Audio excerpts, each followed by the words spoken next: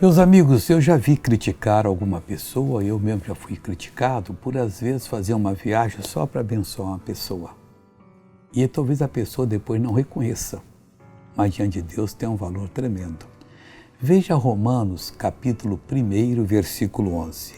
Porque desejo ver-vos, Paulo escrevendo, para vos comunicar algum dom especial, a fim de que sejais confortados. Você tem uma revelação de Deus e vem no coração para você visitar uma pessoa.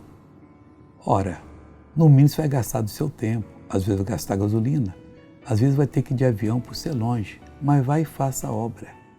Essa pessoa vai receber o dom espiritual e ela vai ser confortada. E sabe o que vai acontecer com você?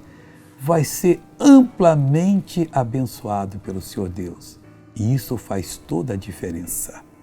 Vamos agora ver uma pessoa que recebeu uma bênção. Eu já volto para orar com você. É um acidente que eu sofri, meu braço arrancou. Então, se eu pegasse assim para poder o ônibus, ele arrancava de novo. Eu tinha que puxar para voltar. E agora aqui, ó. Ele não...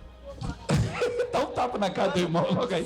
Traz aqui em cima aqui, traz aqui em cima. Eu caí um tombo tem 5 meses, então meu braço deslocou, arrancou. Toda vez que eu fazia aqui com o braço, ele arrancava de novo. Semana passada eu entrei no ônibus, na hora que eu fui descer, o braço arrancou, eu tinha que puxar para voltar. Essa junta saía. Agora não, agora ó, pela glória de Deus. Ó. Olha só, pessoal. Oh, Deus, acabou. Eu voltei. Pai, eu estou orando com essa pessoa. Eu estou unido com ela.